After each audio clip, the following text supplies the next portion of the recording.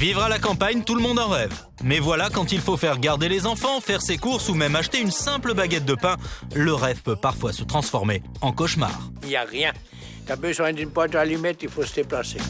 Ouvrir un magasin dans un petit village, ce n'est pas toujours rentable. Mais il y a des affaires qui marchent, les commerces ambulants. Un bus de transport scolaire relooké en salon de coiffure.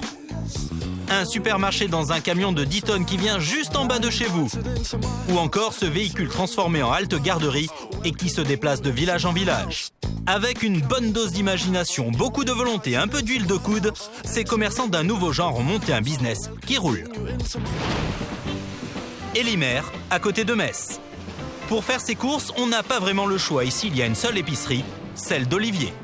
Avec sa femme, ils ont repris ce magasin de 4000 m². Son affaire tourne, mais il n'y a pas toujours foule dans les rayons. Comme il y a beaucoup de personnes âgées qu'elles ne peuvent pas toujours se déplacer facilement, Olivier a décidé de faire venir sa supérette à ses clientes. Un camion poids lourd où il y a tout, comme dans un vrai magasin. Parce que j'aime bien que quand le client il monte dans le camion, ça soit au carré. Il faut qu'il dise quand il vient dans le camion, c'est comme il va dans son magasin. L'ancien propriétaire faisait déjà la tournée avec un petit camion. Olivier, lui, possède le permis poids lourd, alors il a fait les choses en grand. Il s'est endetté pour acheter un 10 tonnes. C'est 150 000 € d'investissement, un emprunt sur 7 ans, donc c'est 2 000 € par mois de remboursement rien que pour le véhicule. Donc au bout de 7 ans de remboursement, le véhicule sera acquis et puis je pense que là on pourra dire on travaille pour nous. C'est que notre épicier a fait ses comptes. Frais d'essence, d'assurance, Olivier est obligé de pratiquer des prix un peu plus chers qu'en magasin. Une marge de 23% par produit. C'est cher, mais les clients sont plutôt compréhensifs. Écoutez, d'un côté c'est cher, oui.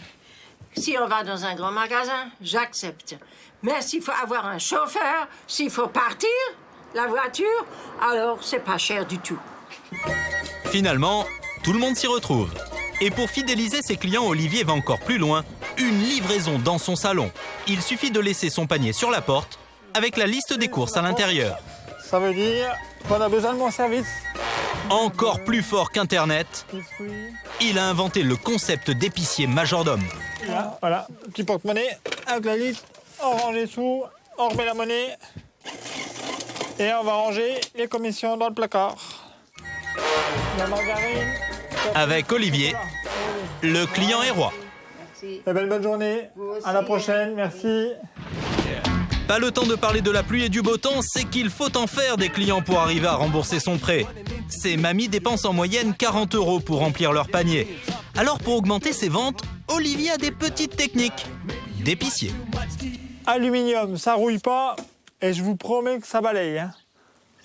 Laissez-le voir en réserve. Prenez-le, vous le payez la prochaine fois. Vous essayez, si ça va pas, je le reprends. Non, de toute façon, je vais pas balayer maintenant. Si Olivier tient vraiment à caser son balai, c'est qu'il a un objectif à tenir pour que son business tienne la route. Je pense qu'on va faire 500, 600 € aujourd'hui. Ce qui sera déjà pas trop mal, hein. Il lui faudra en fait faire le double chaque jour. Alors c'est pour ça qu'Olivier a plusieurs casquettes. Chauffeur, épicier, livreur et maintenant, il se lance même dans la pub. Mais dans certaines des 36 000 communes de France, il n'y a pas que d'épicerie qu'on manque. Nous sommes à Plumeniot en Bretagne, 3400 habitants à peine et ici, pas de crèche bien sûr. Pour Hélène, la maman de Gwendal, faire garder le petit c'est souvent un vrai casse-tête. La famille, les voisins la nourrissent, ils ne sont pas toujours disponibles. Mais le mardi à Plumeniot, heureusement, c'est halte garderie. Avec une nourrice, ça m'aurait coûté environ 2,50 € de l'heure, sans compter bien sûr les repas, donc les trucs comme ça. Et tandis que là, je paye environ 70 centimes de l'heure. Donc bon, c'est pas du tout la même chose, quoi. Hélène n'est pas la seule à bénéficier de ce service. Comme elle, une quinzaine de parents ont déjà adopté le bébé-bus. Stéphane vient se renseigner. Papa célibataire de 4 enfants, il a un problème pour faire garder Lilou. Il y a 14 couchettes. Voilà. Dans chaque couchette, il y a un matelas, il y a un petit hublot. Ingénieux, le bus sert de dortoir et aussi d'endroit pour changer les bébés au calme. Pour jouer et gambader gaiement, c'est dans la salle des fêtes que ça se passe. Les mairies sont tenues de mettre à disposition un local. Ça permet de diminuer les coûts. Chaque matin, on monte et le soir, on redémonte tout. Stéphane ne connaissait pas ce système, il est conquis. Si je mets les 4 gamins à la garderie le matin, la cantine, plus les fais garder le mercredi, j'arrive à 700 € par mois. Là, effectivement, si je paye 1 € de l'heure, voilà, quoi. Même si c'est tous les mercredis, ça ira moins loin. En fait, le bébé-bus dessert 5 petites communes chaque jour. Il est dans un village différent. La mairie de Plumenio n'avait ni les moyens ni les bébés suffisants pour s'offrir une crèche. À la campagne, beaucoup de parents sont obligés de se mettre en congé parental ou carrément d'arrêter de travailler pour s'occuper de leurs enfants. Avec le bébé-bus, le maire peut dépanner les parents 1 jour par semaine. Ce bus, il me coûte 12 000 €. Et si j'avais fait une crèche, ça me coûtait 100 000 €. Une sacrée économie pour la ville. Et en plus, les enfants adorent le bébé-bus. Même quand vient l'heure de la sieste, moment ô combien difficile d'habitude, là, miracle. Tu vas dormir là. Le rêve de tous les papas et les mamans du monde entier. C'est Valérie Lepévert qui a eu l'idée du bébé-bus. Il faut dire que cette femme a de l'expérience, 4 enfants, et elle a toujours vécu à la campagne. Alors les problèmes de nounou, elle connaît. Moi-même, en tant que maman, j'ai fait des bornes et des bornes pour pouvoir mettre mes enfants dans une halte garderie. Sauf qu'il y avait tellement de monde que la priorité était donnée aux enfants de la ville. Et que du coup, nous, les ruraux, on n'avait absolument rien. Il y a 7 ans, Valérie lançait sa première garderie ambulante. Aujourd'hui, son association emploie une trentaine de personnes dans Lyon et en Bretagne. Son activité d'école et ses bus ont fait des petits.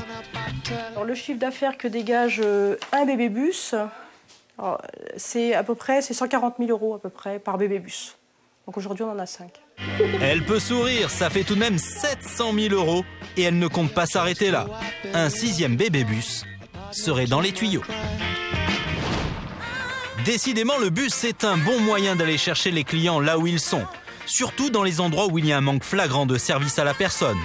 Laurent était coiffeur à domicile. Un jour, il s'est rendu compte qu'il y avait moyen de faire de meilleures affaires en inventant un vrai salon de coiffure itinérant.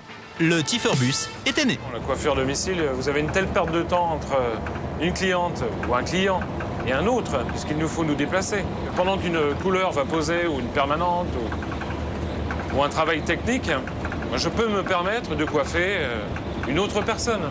Donc le chiffre d'affaires va en conséquence, évidemment.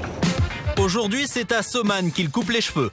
Un petit village des Cévennes de 350 habitants.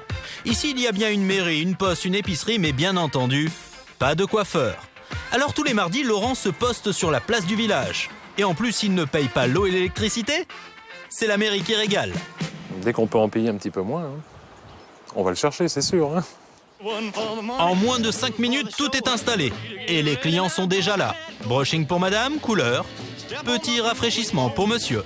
Cet autocar de ramassage scolaire qu'il est allé chercher à l'autre bout de la France, ses clients n'en changeraient maintenant pour rien au monde. Couper les cheveux au ras. Cerise sur le gâteau, ça lui a coûté moins cher qu'un salon classique. J'en ai eu pour 34 500 €. Donc on est loin d'un salon de coiffure à 60 000 €. Disons qu'il me faut en moyenne faire 250 € par jour à peu près. 200, 250 €. Ce bus insolite dans une si petite commune, ça met de la vie. Et en plus, ça fait marcher les affaires des autres. Eh bien, il vient manger chez moi, je vais au coiffeur chez lui. Voilà, c'est de bon commerce. Laurent est originaire de Bretagne, mais il est vite devenu la coqueluche de la région. Il passe dans 6 villages et il travaille 4 jours par semaine. Laurent n'a pas besoin de travailler plus pour gagner plus. Bah super, au lieu de 250 comme objectif, on est passé à plus de 370, écoutez. Donc c'est fantastique. Et il ne compte pas s'arrêter en si bon chemin. Cet été, Laurent et sa femme ont même prévu de faire la tournée des plages du côté du Gros-du-Roi. Maintenant, Laurent s'est mis en tête de coiffer du touriste.